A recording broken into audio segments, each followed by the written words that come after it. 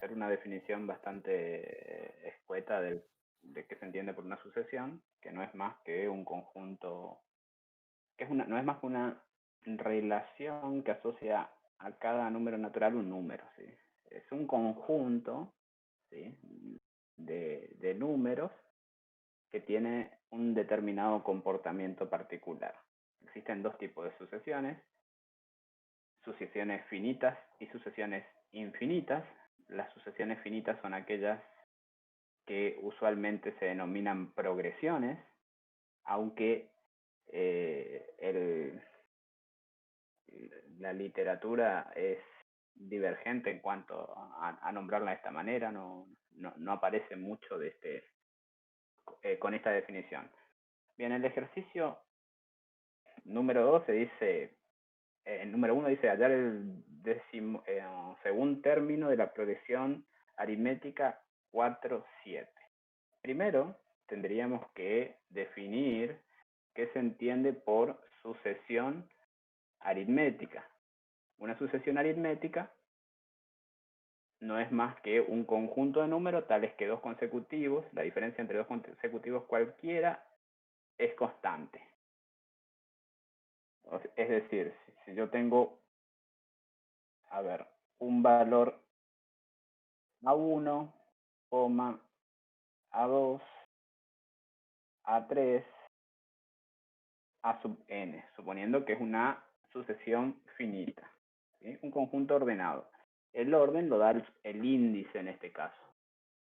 Bien, la diferencia entre dos términos consecutivos, A2 menos A1, tendrá que ser igual a la diferencia entre A3 menos A2, igual a la diferencia entre A4 menos A3, igual a la diferencia entre AN menos AN menos 1.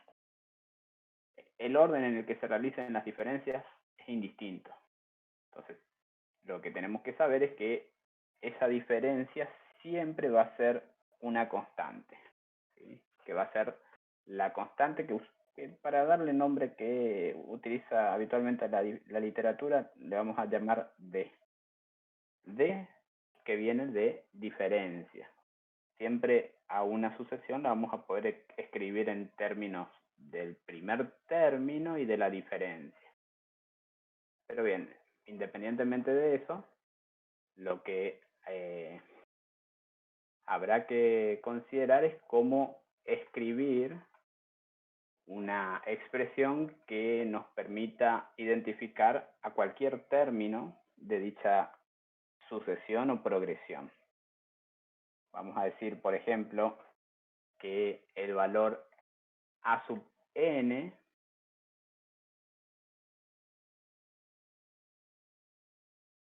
no va a ser más que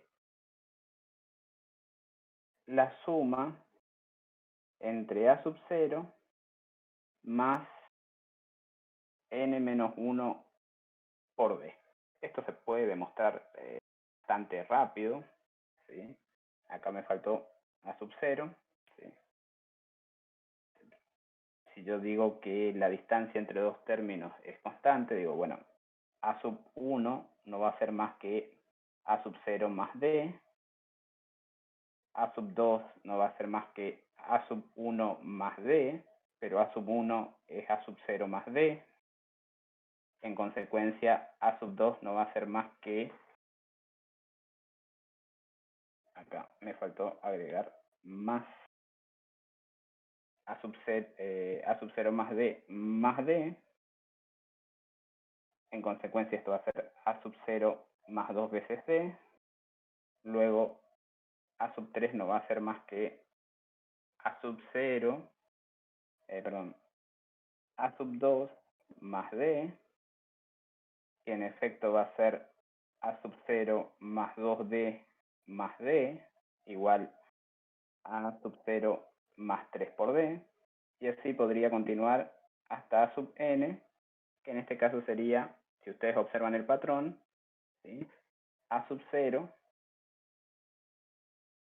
más n menos 1, y esto va a depender de características con la que uno utilice a los elementos, por d. ¿Sí? Bien. O n por d, eso ya va a depender de el trabajo con la literatura en particular. Bien. Para identificar la expresión que define una progresión aritmética, en general, si tenemos dos elementos, 4, 7, ya alcanza, porque tenemos dos términos consecutivos, y en consecuencia podremos hallar a la diferencia. La diferencia en este caso va a ser igual a 7 menos 4, que va a ser 3. Es decir, D va a ser igual a 3. Por lo tanto, A sub n no va a ser más que el valor a sub 0. El valor a sub 0, en principio,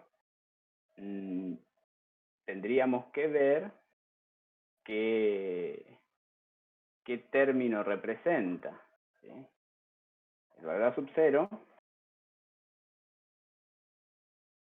sería un valor que en principio no conocemos.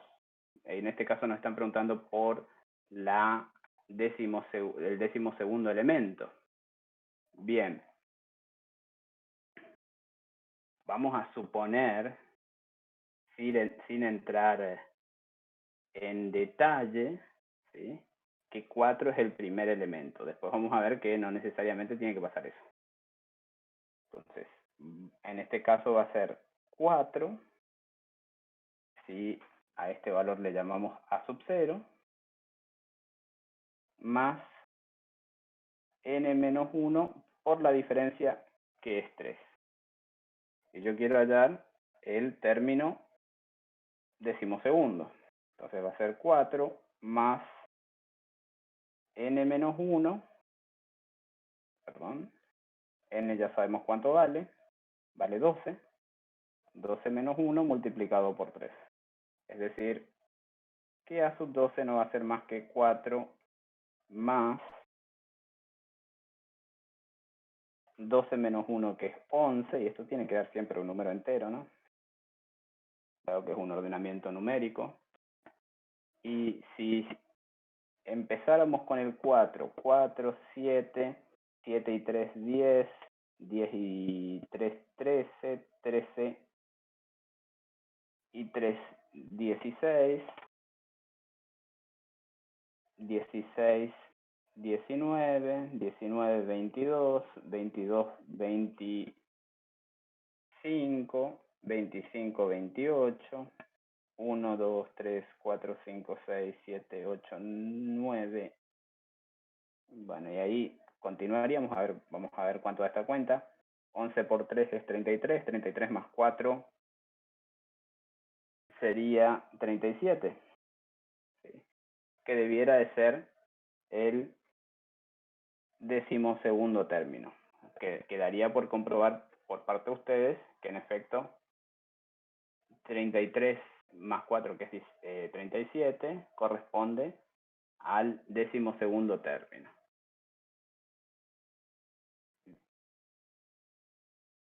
Depende, una cuestión que vale la pena aclarar acá, todo depende de quién se elija como primer término. Es decir, podríamos elegir al primer término como A sub 1 o como A sub 0. En el caso de que se elija como A sub 1, acá usualmente se suele utilizar n en lugar de n menos 1, y en el caso de que se elija A sub 1, se suele utilizar n menos 1. ¿Sí? Simplemente para no entrar en conflicto con la notación. Entonces, para hallar el término enésimo, lo que tenemos que conocer es la diferencia y algún décimo término. En este caso, esta fórmula que estoy marcando acá es una fórmula que sirve solamente si conocemos el primer término. Pero si no conocemos el primer término, existe otro formato que nos va a permitir hallar el valor de o la expresión general, que sería, y lo voy a escribir lo voy a marcar por acá arriba, la expresión general, que es que a sub n va a ser igual a un término késimo más la diferencia entre n menos k por d. Es decir, cuando no conozco el primer término, pero sí conozco el késimo término y la diferencia, también podré identificar a la forma general de cálculo de una progresión que es aritmética. Entonces, siempre que siempre que tenga una relación en la que a un valor se le suma siempre el mismo valor constante, estaré frente a una progresión aritmética. Si d fuera 5, sería 4 más 5, 9, 9 más 5, 14 y así. Entonces, una progresión aritmética tiene un comportamiento bastante sencillo. Simplemente hay que ir acumulando un valor constante a cada uno de los términos, ¿sí? Adicionando, en realidad no acumulando, adicionando, ¿sí? Y los términos concatenados tendrán diferencia constante. En el caso del ejercicio 2, dice hallar el primer término en una progresión aritmética, sabiendo que el término 11 es 12 y que la razón es un